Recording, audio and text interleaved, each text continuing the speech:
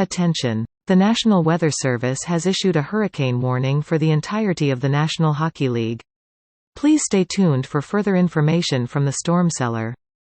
Welcome back to the Storm Cellar. Brad and Ray are with you again after Whalers Night.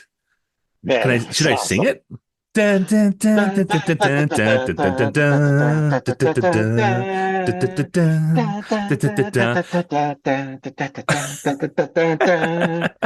Love it. What an amazing game, right? Yeah, I got to tell you, as someone who really, really, really wanted to hear Brass Bonanza more often, I can't say I was disappointed with the game. New Jersey brought it. Our boys had a little bit of trouble with giveaways and stuff, but they fought through. And how about Kochetkov? Oh, some of those saves, right? Definitely the game stick. He held on the whole game because they got outplayed by and large. They should have lost that game. Probably.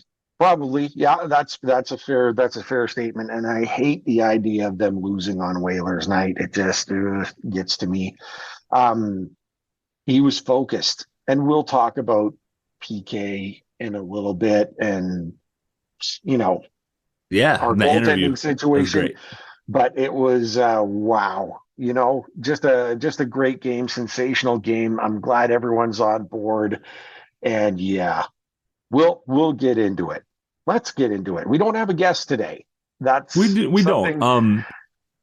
We were supposed to have a guest last week, and we weren't able to record. And so this week, she is celebrating some family business and all good stuff.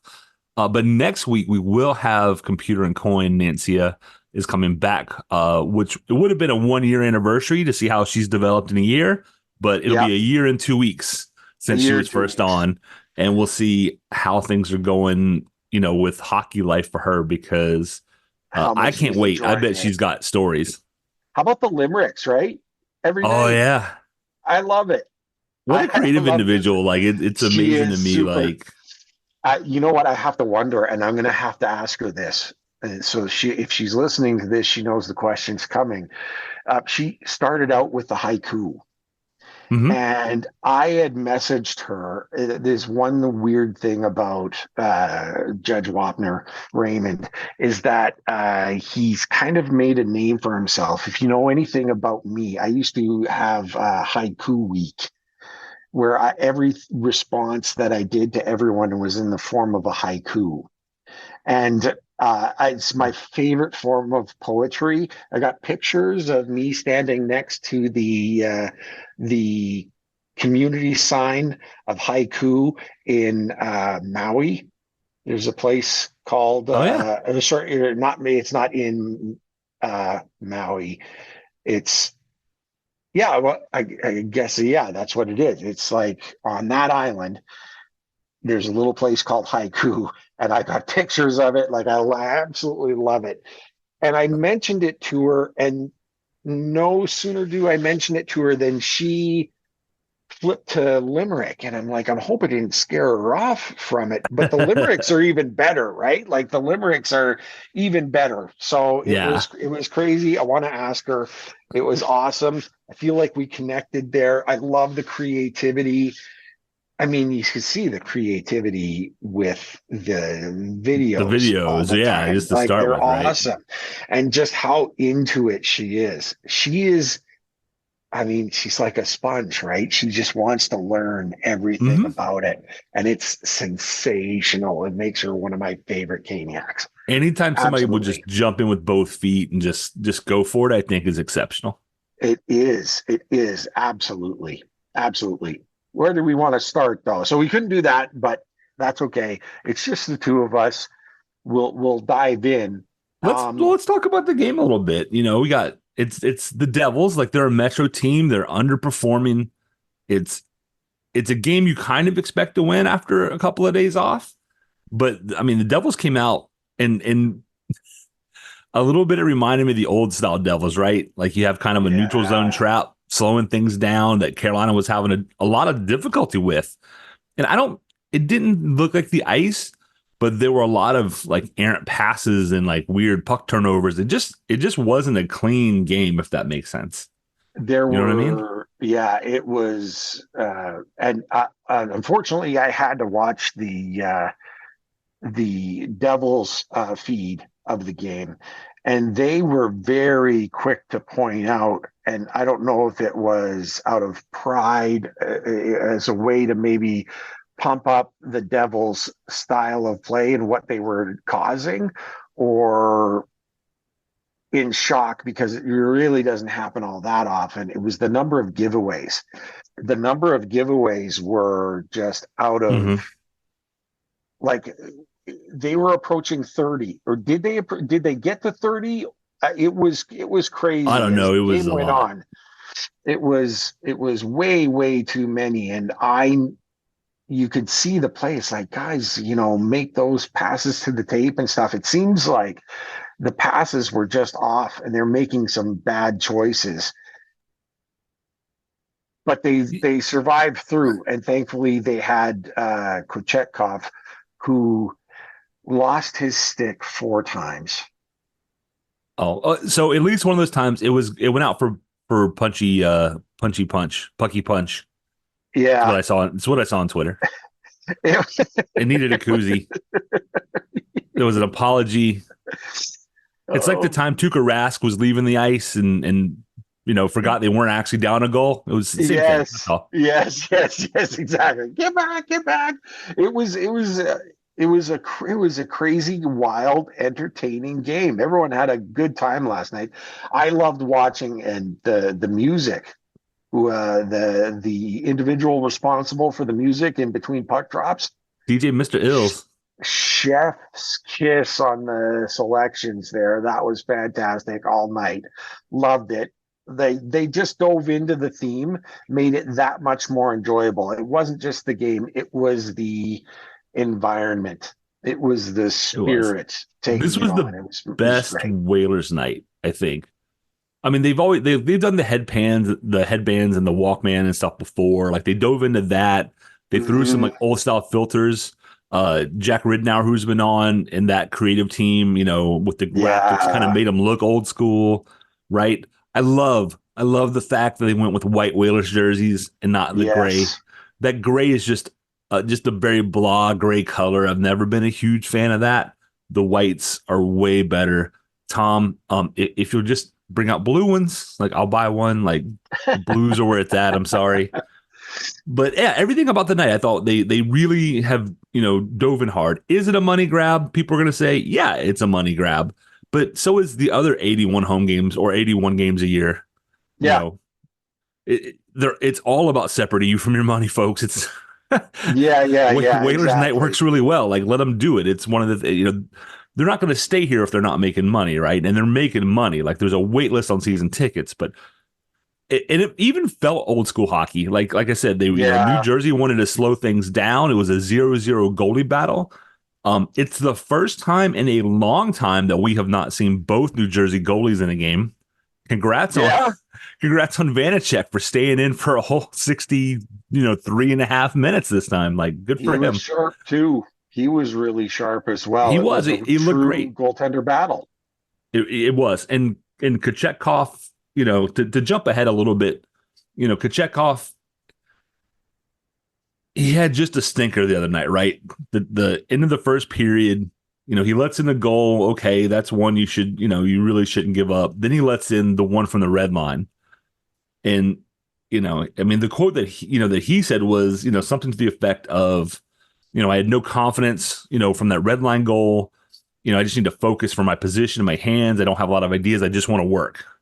Yeah. And then they asked me last night. He said, I felt better. The team helped me. The defense played well. Today I feel more better. I don't know. Maybe after the Colorado game, a team win, I was happy. I come back today, same situation. I just played the first period, second period, no ideas. I just want to do my job. I left out the swears, Yeah. which was Yeah. wicked funny. So number one, his English It's come in no along. time at all has gotten to be phenomenal. Like good for him. Like I'm Yeah, sure very he's much working so. hard. But it's kind of one of those, we're going to talk about this in a few minutes, kind of a Jekyll and Hyde, feast and famine with another player. Yeah. And you still get some of that from Kochetkov, but I think it's important to note that, Rod Brindamore has again said he's a young kid, right? He's as far as goalies go, he's a baby still. Oh, right? So much. So he's getting better, he's improving, he's working, he's not unlike Svechnikov in that you see him putting in the extra work to try and get better. Goalies don't appear magical and are winning everything when they're in their early 20s. It just takes a little while longer. It's a different position. So I do think they need to do something about goaltending. But what I don't know, the news on Raanta is going to be out for, quote, a few weeks, end quote, from Rod Brindamore. Yeah. And Rod Brindamore speak, that probably means, I'm going to say, at least until the trade deadline. Yeah. Now Anderson's back on the ice, but there's no guarantees there. No. And we don't know for how long. And you don't know. You have Spencer Martin, right? You're not, I don't want to say you're not desperate, because I think in some ways you are. Yeah. It's not an emergency. Yeah, we're right? not, relying on an e-bug every night. Right. Like we're okay there, but you are right. We're kind of on a knife's edge here. Yeah. Where it could tip one way or the other, and it's yikes. Right? Imagine, Kotchetkov, who's already had a concussion. Imagine him taking another shot off the melon, right? Yep. Ring his bell or something like that. And I know it's there to protect it, but if he gets another concussion and Anderson is not back and Ront is not back, now it's Spencer Martin, who, Martin he and a played PTO. great. Yeah. Yeah. And Martin played great in his game. So that's one thing, but ask yourself, as a Hurricane, is that the situation you want to have going into the playoffs? Yeah. And for, experience, longtime fans will know this, and newer fans may or may not understand it like up front. Like they probably know it in the back of their head, but the NHL playoffs, more than any other playoffs, it's about attrition. Yeah. Who can get to the end with the most bodies who can still play with the least amount of injuries, and that team wins more often than not. Yep. And to go into the playoffs with two unknown goalies and Kochetkov, who can be hot and cold, and Martin, who's there, but even when he plays well, is not necessarily any better than our third goalie, Yeah. It's just not a warm fuzzy, if you know what I mean.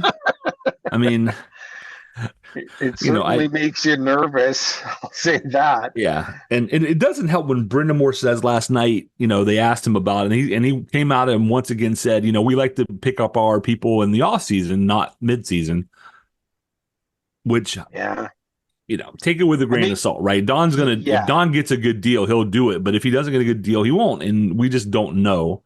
But with, I was happy to see that Kotchetkov is maturing to a point where he lost some confidence after that red line goal. He gets pulled, which I thought was a mistake. I'm like, you're going to crush the kid's confidence if you pull him. But they pull him, because what do I know? Raanta gets hurt. Yeah. Had they listened to me yelling at the TV when Raanta was in, no, don't put in Raanta, then Raanta would still be okay. I'm just saying. And then he comes back in for the third and plays phenomenal. And then last night plays phenomenal. So, it's, consistency is the main thing you want out of a goaltender. Like you want to know what to expect. And that's the only knock on PK as a young man is we're not there yet, right? You don't quite know which version of him is going to show up. And that was the problem all season for the whole team. The team more or less has got it figured out. I don't do this very often, but even TA has played two reasonably good games in a row. I hope that's because they're shopping him. But, with Brett Pesce out, he's your seventh D man, and that's a concern for me. But at least the last two games, he showed that he's not a complete, waste of space. Exactly. My only complaint about that would be the 10-minute misconduct at the end of the Avs game was ridiculous. Brendan Yeah. Lemieux had already gotten a 10-minute, and he was out there in the mix of it. You don't need to come up and start barking like a chihuahua after the fact and get 10 minutes as well. Yeah. And then I thought that was going to happen again last night, where he was in somebody's face. I think it was when Bunting got in the scrum, Oh, and Tony yes. came in after and starts. And I'm like, you just got a power play. What are you doing? Yeah. Yeah. Like, Yeah. you got to figure out when to go and when not to go, buddy. So Okay. So there's a lot to unpack in what you said. I, I, I'm going to point out, and this is going to sound like it's patting myself on the back, probably, um, but it goes to pulling him or not. And you'll recall my very first thought at the end of the first intermission, and I posed the question to you: do you pull him? And I wanted to. So I'm going to say right off the bat, this is one of the few times where you and I disagree, where I was just fine pulling him. And it wasn't so much that he made that, he allowed that one goal in that game. It was in the game before where there was a clear lack of focus. A lot of people who were apologizing for him because it was a bad bounce on the boards and the puck got by. And this is the Vancouver game. yeah, And the third goal, and the puck is going around the boards. It does a weird hop and comes right out to a Canuck. And it wasn't that the bad bounce was there. That happens all the time, right? It was how slow he was to getting back in the net. It was yeah, like, the puck beat me around. Oh, well, I've got time to get in front. No, you don't. He was looking right at the Canuck. And he still didn't see any there was no jump to get back into net. And yeah, that is just a lack of focus. And that is whatever. So that was one game. And it oddly and sadly, it was the goal that cost him the game. yep, So now you take that one away and you get out to this blazing start, which we're going to get a chance to talk about a little bit. But you get this fantastic start, and then you get beat on a 2-on-1. Should he have had it? It was a nice play. They get back in the game. Colorado gets back in the game. 7 seconds later, the puck's in the net again from a shot that, how? You know what I mean? yeah. Like it was On the barred replay, I still down. don't know how he missed it. You just don't know how he missed it. And I thought, oh my God, you know what? Pull him and send a message. That's what I Yeah, thought. yeah, Like sometimes you got to be, yes, he's a kid or whatever, but half arsing it is not going to do it in this league. Mhm. yeah. And so I put the question to you, do you think Rod would do it? I didn't think he would either, but I wanted him to. And it Mm-hmm. sounds strange. You're up 3-2 and you're going to pull your goal. You're still winning. What's the problem?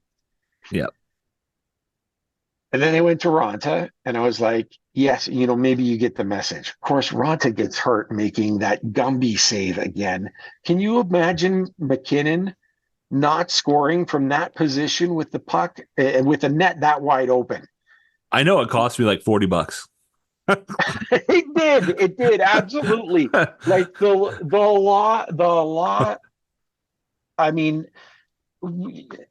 9.9 times out of 10 that's in the net, Yeah, and Ronta goes full Gumby, instantly hurting himself. He toughs it out through the period, and now you got to go back, and there's message, and all I could when at the end of that game I thought message received, because he did play a fantastic third. yeah, You know what I mean? Like he really began to focus. And then you look at last night, which was sensational. No problems other than maybe not being able to hold on to his stick. Um, there was nothing you could complain about. He was sharp. He was focused. There was a lot of traffic in front of the net last night. A lot of traffic. And he was finding the puck. Even on deflections, those deflections in front, he had that one there, little flip, and he just like readjusted, catches it, has a tiny bit of flair in the catch, right? It was nice. He was confident. It was great. That is the focus that you want. And you said it earlier. It's a great sign of what we have him for in the years to come. You have the games like that last night is what we see coming in the right. years You ahead. see if he can do that consistently, right? Yeah. And yeah, Piotr's one of those, like, it feels like early on you can tell when he's going to be on and when he's not, right? When he's being aggressive, when he has like that a little bit of swagger, when he's when he's moving, he's animated. Yeah, it's going to be a good night. But yeah, I think the word, I forgot if it was you or maybe Andy, was like lollygagging on that Vancouver goal. You lollygag around the infield. It's me. And that's what he did. So yeah, I don't, it's one of the rare times I think that we disagree, and we're both right for the right reasons. Yeah. Like me worried about his confidence, and you like, no, like he needs a good kick in the butt. And I'm glad it worked out. It was a bummer that Ronce got hurt. The good news is, because we have Martin as a third goalie, had something happen to Piotr, then we didn't have to use an e-bug. So the e-bug was in the building, but we could use our own goalie, which is a rule change for this year. So we could have used Spencer Martin since we had him available. Yeah. Which would have at least been nice, right? At least you're playing in front of somebody Like I'm knocking on wood, I'm crossing my fingers, I'm throwing salt over my shoulder for PK's health. But Piotr's a kid who I'm not quite ready for him to be the number one guy in the playoffs, but I know he has the ability. It's only a consistency thing, because he already has done well in the playoffs in his very first season as a rookie, and he's certainly a better goalie now than he was then. Mm-hmm. But you're right. It's just a maturity thing, and he's still a young kid. I don't. It's been 30 years almost since I was his age. Like, yeah, I don't know that I remember being that young anymore, but. Well, you know what? And there was comments, in social media about, man, someone's got to keep him tied to the net when he comes out and plays it or whatever. He loses his stick or he's whatever. And I thought, yeah, you know what? I lived through Archie and the heart, trauma that he put on me every night. I don't know that I want to live through that again. Like, yeah, Archie's adventures were, spectacular, and he loved playing the puck. And it's that, one of the things that you come to love about him. And then, PK and his stick and the way he handles the puck. Like when he dove out to cover that puck, lost his stick, didn't cover the puck. Yeah. And how we got away with not allowing a goal there. Couldn't believe it. I was like freaking out at the TV. So look, we got the win. PK's on fire again. That's great. I love it. You know what else I love? Marty Necas that is feasting instead of Famine and driving us nuts. And that's what he did against Colorado. Could you believe that? I mean, yes, that's the funny part is even when I bag on him, yes, I absolutely believe it, because I know that's what he's capable of. And that's what drives me insane. I think I called it feast or famine, Marty Necas. You said Jekyll and Hyde. I think both of those are pretty apropos. Yeah. Marty Necas. So the one that stuck out to me, Ray, and my first thought was of you. I went, oh, that's a Ray thing. the first goal, Marty Necas goes through, like, because you always talk about like the pirouettes, right? Yeah. He goes through, like he does the move, boom, boom, boom. He's through 4 defenders, the puck's in the net because he chose to drive and shoot it. Yeah. And what drives the two of us insane is when he does all that, and then instead of shooting it, he drop passes it. And who's he drop pass it to every time? The defender you just blew by. And I was like, that's what drives me insane about Marty Necas is he can do it, but then he has to shoot. You just put the puck on the net. I don't care if it's a bad shot. I don't care if you hit him in the crest necessarily, but don't expend all that work. Right. Yeah. Burn all those calories like you're burning. Like, how many joules of force have you used up to get through to get an angle to then drop pass it? I think it was Slavin last night had one too. Marty Necas had one. Just, boom, boom around the defender, drop pass. And I'm like there's literally no teammate there. You don't have a teammate within 20 feet and there's 2 devils standing. Like, what are you doing? And that's what just drives me insane. I wonder about a contract for Marty and what that's going to look like because of just like with Piotr, like the inconsistency. And it's not a hockey skills thing. No. It's like Piotr. It's like, do you just space out sometime, Marty Necas? Like, do you just have the puck and you're in the zone and then you're like, oh, squirrel. And then you don't know what to do? Because that's what it feels like sometimes. And during the Avs game, I mean, a natural hat trick in and of itself is difficult, right? The fact it's in a first period is unbelievable. I think it was on 3 shots. The Canes had 4 shots, but 3 of those were Marty's, and they all went in. I mean, what an that's like the Jarvis hat trick. Like, we'll be talking about that hat trick for years. Yes. But last night when he made a move and he dropped pass, and I think I posted like I think I strained my eyes, rolling my eyes so hard that he can play like not just an all-star, but like a surefire, should 100%. How can you overlook him all-star 1 minute, and then the next game I'm just like, what? Just why? Like, why did you do that? It's It's infuriating. He is super fun to watch. But yeah, it was just one of those things where I was, like, Nate, just, you're killing me, dude. Like, like, I like you. You have all the talent in the world. My argument has always been, do you fit our system? And then you go and you show that you can work within our system and put up points and be productive. And then you just brain fart. And I don't know what to do because other than like, I don't know, like a $500 fine for any member of the team who drop passes to the opponent. I think that should be a kangaroo court rule tomorrow. You drop pass it and the opponent, and like there's not another player, we look on video, and if there's not a Hurricanes player closer than an opponent player, it's $500. Yeah.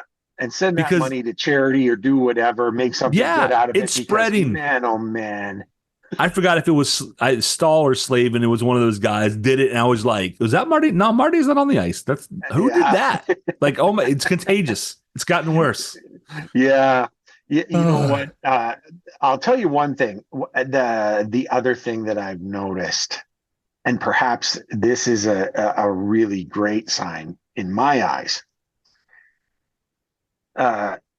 Since the All-Star game, Marty Necas was playing the full length of the ice game. He's responsible defensively. And that was one of my, he was going after the puck hard. You know what I mean? He did do puck pursuit. He's not a maniacal puck retriever like Martinook is.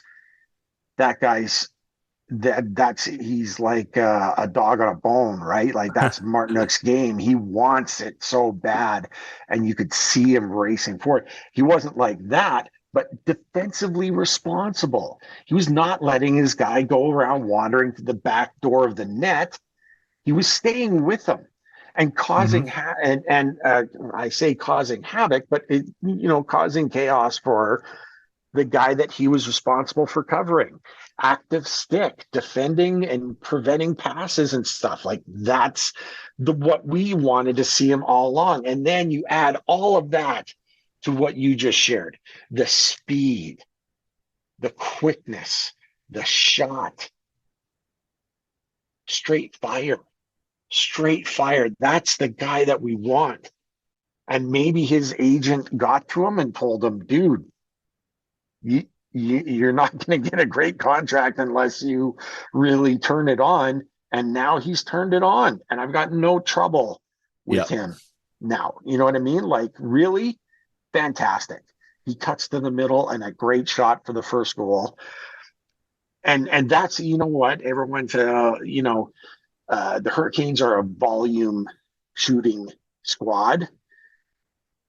The reason why they're a volume shooting squad are goals like Necas' first against Colorado. You put it on net, you don't know what's going to happen. And somehow, Georgiev, no, I never say his name right, and I think I got that wrong. It hits him, rolls across his body, and slides down between his legs and trickles in. Yeah. That doesn't happen unless you shoot. Put the puck on net, see what happens. You might be rewarded. So fantastic. I absolutely loved it. Necas, thank you for coming around. I really ripped on him hard earlier this season. Yeah. And, the way he is now, I kind of feel guilty about that. But you know what? I guess, I don't know, maybe he heard me. I don't know. I am. You're right. We weren't being unreasonable in what we were asking from him. That's right, the thing. We were not being unreasonable. We're not saying, dang it, Necas, you got to score 4 goals a game. Right. All the time, every game. What's the matter with you? He doesn't have to carry the team. No. But he does need to play basic defense and put points on the board. Yes. If he wants, because that's his role. That's just what, is basic levels of defense and put points on the board. No question. I'm happy. He's progressing. I think his mind is right, which has always, I think, been his big issue is being mentally in the right headspace. Yep. And so, the good news is overall, even though it was a 0-1 overtime winner, it was sloppy, but at the same time, it was one of those games where you could see, like, even when nothing seems to be going right, you can hang in there, right? One of the few times they got outshot, like I said, passes weren't crisp. There's some really bad decisions. Piotr's stick going out for, a beer koozie was not ideal, but they still hung in there, right? And played defense, which is what is a 0-1 overtime winner not Rod's perfect game?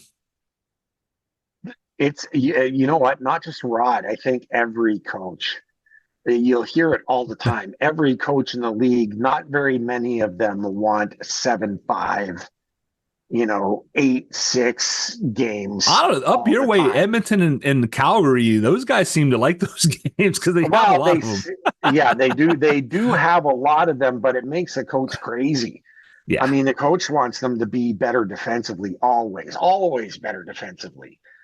Yeah. But that was something that is, he had to really, aside from all the giveaways, that was right in his wheelhouse. You're absolutely right. And it makes good for what's to come, because we got 3 games coming up in the schedule that, Dallas is going to be tough, right? I mean, it's still love Dallas. It's the, Finland's national men's hockey team. We get a preview of the Four Nations tournament with all of the Finns on the ice. Between That's Dallas, true. They'll be playing some of those in Boston. I'm going to go to that. I'll be there. Yeah, it's going to be outstanding. Yeah. Then after that, it's Arizona in the Mullet Arena. Yeah. Smaller environment, less voices. They're still there for now.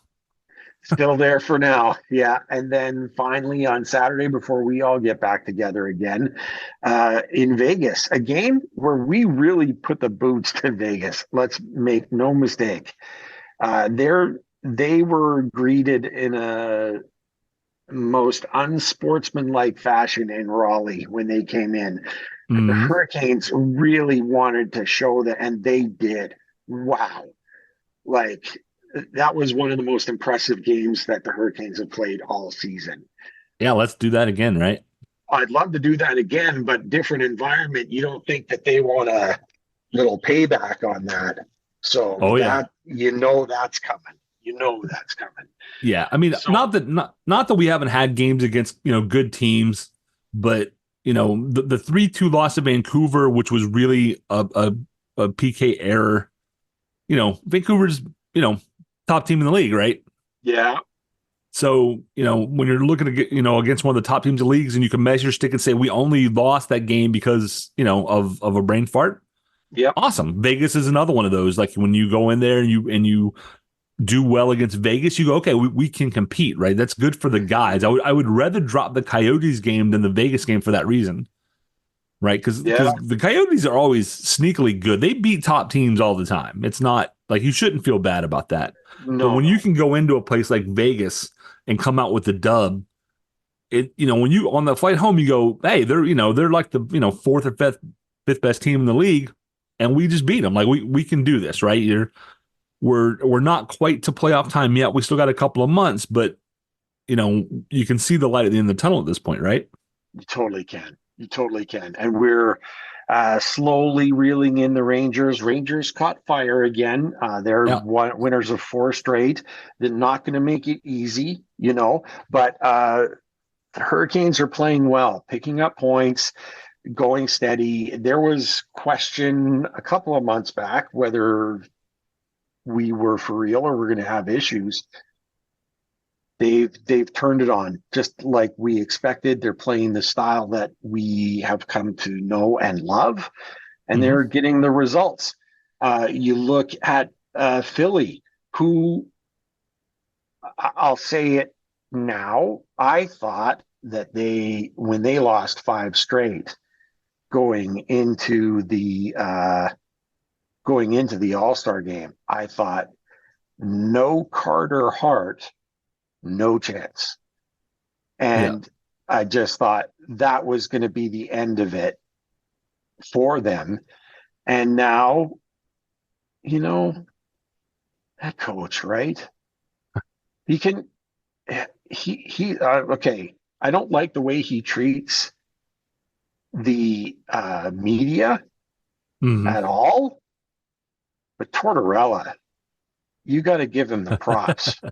You absolutely do, because now they're on fire again. They've won 3 straight. They've righted the ship. They Yeah. might be able to hold on to that 3rd spot, Yeah. which I think right now, if that were the case, they'll be the dance partner in the first round. If we That's can't true. get to the top, they'd be the first round opponent. Yeah. I'm good with that. I'm It, okay with yeah. it, but nervous because they're still hanging around despite the turmoil with Uh, arguably the best player that they have. I would rather. So it looks like it probably will come down to the Flyers or the Islanders, Mm-hmm. and I'd rather play the Islanders. We have history with them, Yeah, and B, their goal differential is a -21. I mean, Philly's a +4, which isn't great, but at least it's positive. yeah, You know what I mean? yeah. But and I'm with even you. with the issues in Philly, I think Philly right now is the better of the two teams. No I mean, right question. now the Islanders are out, on the outside looking in, and I don't know that they're going to make it. But yeah, I don't know I don't know that we've ever played Philly in the playoffs, have we? I can't No, recall. no, And no, no. how that's kind of a cool storyline though, right? Like Rod A great Brindamore back in storyline. Philadelphia in the Oh man, playoffs, like playing his old team and it hopefully writes just itself. yeah, just taking it to him. Yeah, I would be excited for that. So That would be fantastic. You know what? I'm going to go off board here. before all of our Yeah. guests know that we always like to write everything out of what we're going to talk about. I want to save the we're going to discuss the latest release of the jersey, but I want to put that very last before we go out. It's Okay. It's amazing. I'm going to throw this at you. Did you see the highlights of the Senators Leafs last I night? did. I assume by highlights you mean the empty net goal. Yes. I Okay. did, and so What do you think? set it up for anybody who hasn't seen it. Like, Okay, so Ottawa plays Toronto really tough, and it's like hated rivals. And but they're the number 28 in the league. Is that right? They're number let 28. me look, but They've yeah, struggled. it's not good. They stunk. They stunk, and the Leafs are not. I mean, they're holding on, you know, but they're not winning games they should. And Ottawa is Yeah, a team that they should beat. league Turns wide, out Leafs are 13th, and the Senators are 28th. Like, it's 44 points versus 60 points. It's not close. it's not even close. But Ottawa has a lead, and the net's empty for the Leafs, and I can't remember his name. Grieger, is that who it was who scored the goal? He skates out on a full break. He's like no one within 20 feet of him, and he's skating in hard, and about 8 feet in front of the net, he blasts the puck. Like he hit a clapper that was just with emphasis. It was an Mm-hmm. exclamation point for the victory. In Ottawa, which you couldn't tell because Leafs fans traveled well. And in Ottawa, you can't tell by listening the reaction to a goal who actually scored. You know what I mean? Like that, and everyone knows what we're talking about. In Raleigh, when the Canes score, you know who scored. Yeah. You know what I mean? He hits a clapper that was just huge, and then he peels off, and Reilly skates up to him. He peels away from the net where he probably would have just smashed his stick, and instead he crotch checks the senator in the head. Just straight up drills him. Mm-hmm. And I'm trying to figure out what the hell his problem is. First of all, how many games do you think he gets? He'll get a few. I think you got to give him 2 or 3 games. I would give him more because, unlike something in the heat of the game, like where there's a play going on, this is after the play is dead. Like the whistle's been blown.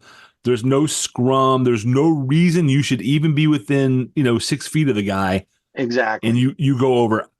And I'll tell you what, you finish, and then I will tell you what I think the suspension should be. Okay, so I totally think it should be at least 3, at least. Even though I don't believe he's ever been punished before. Reilly has never been suspended for anything. I and he did it because the Senators scored the goal too hard. I honestly, I don't. Would it? First of all, there's people that saying, "Oh, that's against the code." Really? Does it matter when you give up an empty net goal how you score it? There's The a certain velocity of the puck, decorum. sir. Yeah, I mean, he's doing it in front of his home team. Like he's on home ice. He's celebrating a now guaranteed victory with an exclamation point. What is Reilly doing? What? He's got no business doing it. And for all of the Leaf apologists who thought, yeah, I really didn't like the way he scored that goal. No, you didn't like that he scored the goal, period. Doesn't matter how he scored it. It doesn't matter how he scored it. What would be worse? A 100-mile-an-hour slap shot from 8 feet out on an empty net, or him going in, maybe the goaltender's still in at the end of the game. There's only 5 seconds left in the game. He's got a break. No one's going to stop him. And then he takes the slapper. Is that worse or better? You know what I mean? Like, that would be infinitely worse. Infinitely worse. 5 seconds left, and he's skating in alone. And then he puts a clapper like that on a goaltender in net. Give it up. It's nonsense. I can't believe they're trying to defend him. And it was just, it was insane. I watched that thing and I'm going, man, I've watched hockey for a long time. And now, to be fair, I don't think I've seen very many clappers from 8 foot out on an open net. I don't think I've seen many of those, okay, in my life. So yeah, it was weird, but there's no rule that says he can't. There's no rule demanding him to gently ease the puck into the empty net. I mean, it's crap. It is. So my first thought, Ray, is when I saw the replay, even though I knew what happened, my first thought was, would it be funny if he went off like the crossbar and it dinged out? I mean, because that's right. Yeah. Did he need to take basically a slapper on an empty net from like 8 feet? No. You're in Ottawa. Your team has not had a lot of positive moments this year. You're beating one of your rivals. I didn't have a problem with it. And the people who do, like, oh, that's against the code.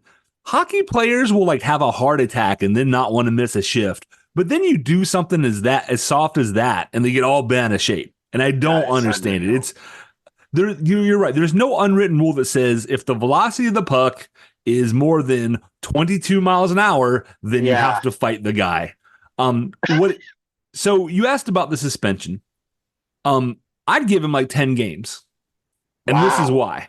Because people who listen and know hockey are going to be like, what? For that? Yes, for that. Like I said a few minutes ago, after the play, it has nothing to do with you. There's no reason for any Toronto player to be within 10 feet of him, right? Yeah. We all agree this is not like a scrum where things got a hand or an open ice hit where you go high on a guy. This is 5 or 6 seconds after the goal, which in hockey time is forever. Yeah. When I saw it, Ray, for younger Caniacs, I'm going back to like 1993, 1994. So if you haven't seen it, YouTube this. YouTube Dale Hunter, Pierre Turgeon. Same kind of situation, okay? Pierre Turgeon goes down. He was playing for the Islanders. He goes down. He scores a goal. He goes to celebrate. He's kind of facing the crowd. Dale Hunter comes up and cross-checks him across the back of the head. Yeah. Same thing, 5-10 seconds after. He ends up separating Turgeon's shoulder, which I think pretty much put an end to the Islanders season as a whole, kind of at that point.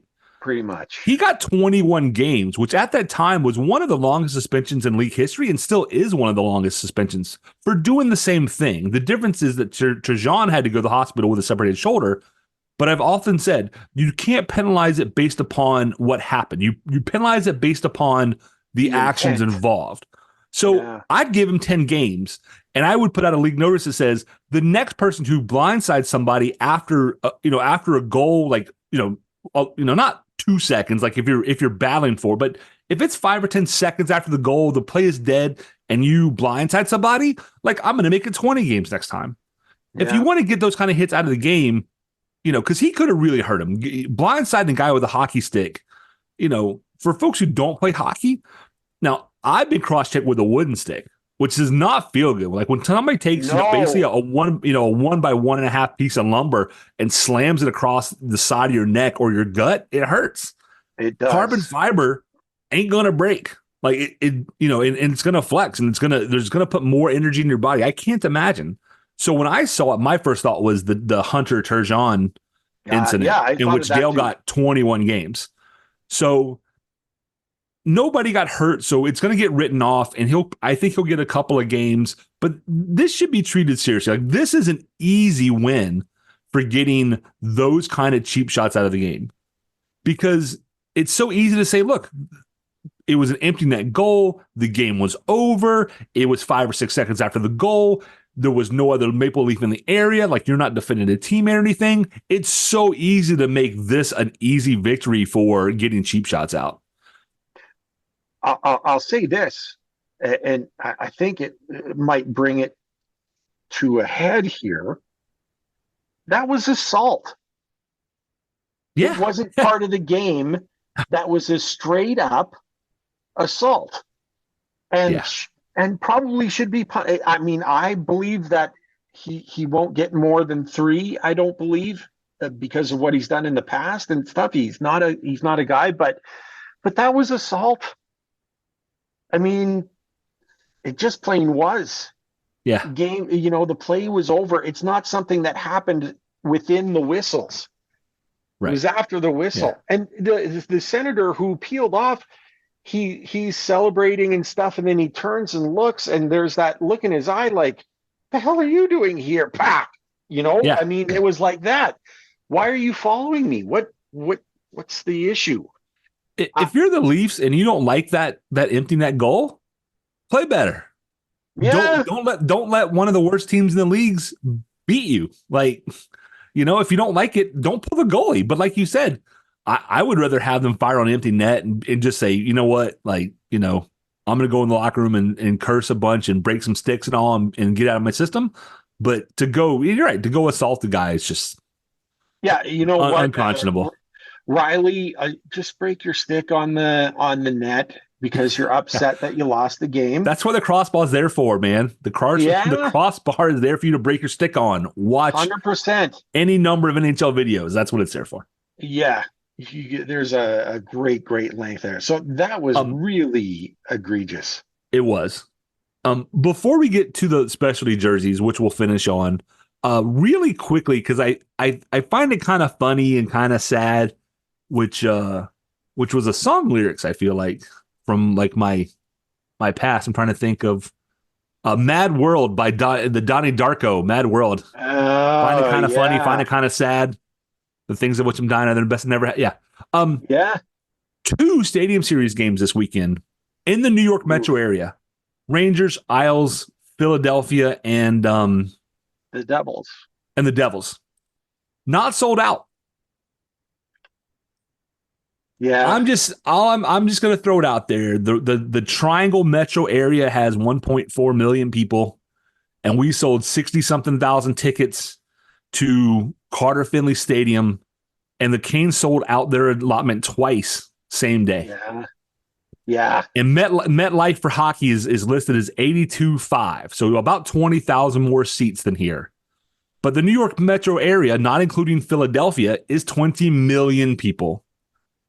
Yeah. And it's not just resale tickets. There are original Ticketmaster tickets that have not yet been bought by anyone for sale. Not a ton. Now, don't get me wrong, I'm not saying it's half empty, right? Yeah.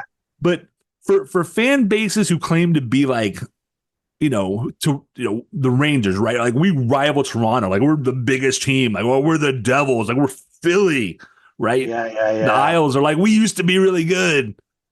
To not sell out is just, I mean, it's an eye opener. I wanted, the next time I hear about hockey in the South and tickets are like, the cheap tickets are less than $100. They were at least that for Carter Finley. Yes. You know what I mean? Like, I paid a lot more than, don't tell my fan, but I had paid a lot more than $100 for my tickets. Yeah. But so, the next time that I hear any junk from a Rangers fan, Islanders fan, New York, whatever, just say, hey, how come you guys couldn't sell out your Stadium Series game? Just food for thought. Well, it's a little pettiness creeping in, I know, but I am what I am. And I just thought it was funny that with 20 million people, they needed, I think it was like 0.04% of the population to get tickets. So you have the 20 million in the New York metro area, plus I don't know how big Philly is. Philly's got to be a couple million people, right? At least. I mean, I'm not as attuned to the population stats for cities in the United States, but it As a feels Canadian, like you there'd don't be a know that? lot. As a West Coast Yeah, Canadian, you don't know that the population of the shameful, Philly metro area is 1.576 million, sir? shameful, shameful. I got to Shameful. get back to the books. The Canadian education system is failing you, Ray. Failing me big time. But I just wanted to bring it up because I thought it was an interesting note that, you know, I know Caniacs, we can be defensive about our team and when we, you know, hear about the fans and things. And every day I see something new. And this is one of those things that just makes me go, you know what? Just let them talk. Because A, they either Yeah. don't know what they're talking about, or B, you know, you can't sell 80,000 tickets. Yeah. We could. If Carter Yeah. Finley was 80,000 seats, there would have been 80,000 people in those stands. 100. We had almost 60,000 people for a college game. Crazy. Wasn't it right? like half full? Wasn't it like 30 something thousand people there for the college? I don't have the was number in front of me, nuts. but it was a lot. There was a lot of people there celebrating as well. It was tremendous. It was tremendous. But the chirping. When you mentioned that Caniacs get defensive, it's years and years and years of chirping. That is just at some point you're going to be defensive, right? And that's just pushed into you. Yeah, It's and it just was pushed different into when you. some of it was true. Yeah, when it was true, it was like, yeah, that's But now it's like really that's the same stinks. tired argument. Like that's like this ain't 2017. Yeah, look at the numbers. Look at the numbers. One Yeah. of the high we sell out, virtually every night. Mm-hmm. It's amazing. We got great fans, and I've been down there. I've witnessed it. I've seen it. Caniacs is an accurate term for how much these fans love the team. The rest goes without saying. One of the things, Brad, that I am most happy with and sad at the same time was the release of the Black Excellence Celebration jerseys for Carolina. It made me ridiculously happy seeing this representation, design that was created by a fellow named Mike Jones, born in North Carolina, and owns and operates Violet. It's like freelance creation and design company. And I'm saying that now because I want people listening to go check this guy, because what he did was magnificent. Those jerseys are dope. Fantastic. And I spent a long time looking at that. Do I want to, and the money was going to something specific. I can't recall exactly which, but it was something specific that the money was being raised for. A great celebration of Black history. I loved it. I absolutely loved the representation. Wanted to buy it. It was priced out of my range. 450 bones American is what, 5,000 in Canadian. Like, yeah, that sounds right. It's that's probably it's a lot, right? That's my education system letting me down. It just crazy, right? Like, so it was a little too much, but I love the design. They sold out like that, and for good reason. Good reason. This is tremendous. And I mean, even the story behind the rose, the way it looks, everything about it is amazing. Amazing. And it did come from a song by Tupac, something like that, right? The rose that grew from concrete. What an amazing story that actually is pretty close to the way things are in the NHL for Black people, Black men. Yeah. It's hard to make it. The pressure I've seen. What was the name of that documentary that I watched? It's insane. Kids, young black children, no more than 12, right? Getting into the game, wanting to play, and the adversity they face from everyone, not just the other kids that they're playing on the ice either, right? The parents shouting out at them on the ice. I'll never understand it. Never experienced hate like that. And yet they survive and move on. There's some great players that are African American. Yep. They need to be celebrated. You and you came up with it first, you get the credit for it. They say that hockey is for everyone. It's not, but it should be. Yep. And I think I may have misquoted you in saying it like that, but that's pretty much word for word. I mean, it's like it's so should be for everyone, and we have a hard enough time, with the LGBTQ plus people being besmirched, and you can't do pride things anymore now because of the league, right? The African American player just is, you don't want to call them a unicorn. There's so few, right? You don't see them very often, but you should. You should. It shouldn't be that hard. You shouldn't be persecuted for the amount of, melatonin in your skin, right? Yeah, 100%. Come on. Or whatever, with the pigment of your skin. It shouldn't matter. And it shouldn't matter, rather. And seeing displays like this, man, it was sensational. I loved this jersey. loved it. I was hoping for a t-shirt, but yeah, they sold out quick. I'm hoping there's going to be another release. I'm hoping that they see, because of the reaction, it would be criminal to not have another release.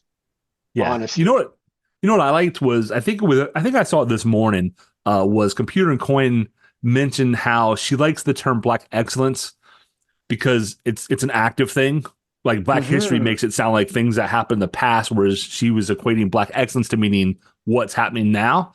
And I thought that was really astute. I thought that was a really great point. So I was like, oh, like, I'm going to remember that because I like the way that, she's kind of thinking about it. And it's the right message. Yeah, yeah. And just so a couple of things. The Hurricanes, I think I've had 6 or 7 African-American players. Ray Neufeld played for the Whalers way back in the day. Way back. I've mentioned before, I have a game-worn Derek Joslin jersey from when Derek was here. And the reason I took that in trade was specifically because he was the first African-American Hurricane ever. Right. Yeah. So I'm really proud to have that jersey in my collection. Sandy McCarthy was one. Anthony Stewart is another. Anson Carter was here for a while. Anson Carter. Kevin Weeks obviously is probably the best known, right? Shady 80s was always live in the hearts of the people who were watching then. And we have Jalen Chatfield on the team now, who's biracial. So it's the Hurricanes, I think it's important for them to represent and have these kind of things to represent the folks who make up the team, like, as part of your legacy that you were carrying on. And it's not a downside because it shouldn't be an either or, but like you said, like with the LGBTQ plus community is like, we haven't seen jerseys for that community from the Canes, right? So I wish the Canes didn't have this double standard of what they're trying to do, but I'll take progress, right? Because this is a new thing for them. It's a step in the right direction. So we don't, I sometimes have to, tell my kiddo this, right? Perfection is, the antithesis of good, right? If if it's perfection or nothing, then Yeah. if it's either perfect or nothing or incremental, take the incremental, right? So Yeah. this is a step in the right direction. I'm really excited. It was a really great design. I reached out to Mike and said, "Hey, do you want to come on and talk some hockey?" We'll see if he wants to come on and talk some hockey. You know I think what? that would be phenomenal. So I was chatting with him last night on okay. Facebook. Big Mike, yeah, Big Mike. I want him to join us on the show, and I thought I forgot that you had messaged him. I was going to message him privately. It was about he's checking out to see if there's going to be a second release. Like he's got some, he's got a lot of connections, right? He's been a big part of the team and the organization itself, right? So he might be able to find out.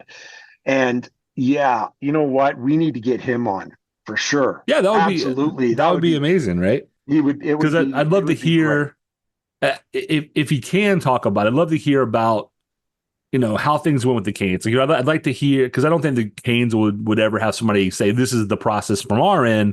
But if somebody could give us an insight into, like, did they approach you? Did you approach them? Those kind of things. I'd like to know, what kind of precipitated all this and how did that go down? Because I'd love to believe that the org reached out and wanted to do something and are starting to, shift back toward those things that they were doing for a long time. I would really like to see that.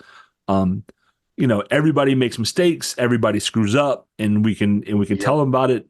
And actions speak louder than words, right? So doing something like this, I think, is a positive step in the direction for an organization that, I'm not saying tradition is anything wrong, but just has done nothing.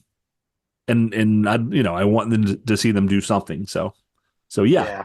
Very, very cool to see those. It's a great jersey. For those of you that spent the money, supported, Mr. Jones, please let us know if there's another way where we can, first of all, you did a great job. Let us know if there's a way that we can get our hands on something with that representation. I'll take a lithograph, or you know what I mean? Like anything. Oh, yeah. Because you know what I'm saying? Like there's, because the picture is it's poignant. That's what I thought about it. Like the way he was able to move the hurricane logo within it. You can see it. There's no way to describe it properly. It's absolutely beautiful. Absolutely beautiful. Yeah. And those of you who spent your money to get it, congrats on you. It's fantastic. We've had a great show. Brad. And support local artists, right? Like, yes, regardless, like, I think we've had a number of Hurricanes artists on that are all phenomenal.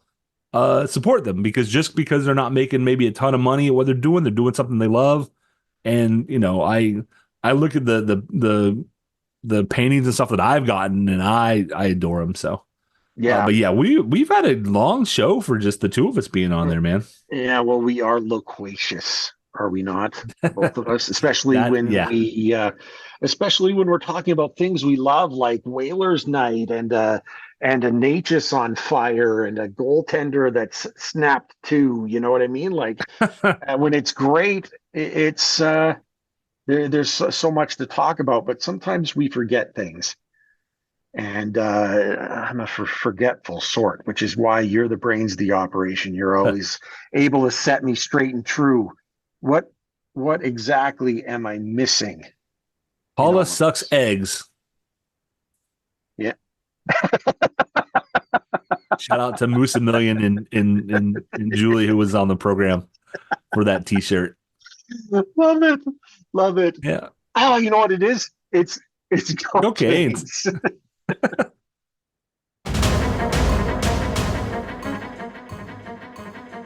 Thank you everyone for tuning in. Ray and I greatly appreciate your support in helping us produce an informative and fun podcast. As always, we'd like to say that we believe hockey is for everyone. Whether you're a Caniac or a bunch of jerks, doesn't matter, as we're just a couple of jerks anyway.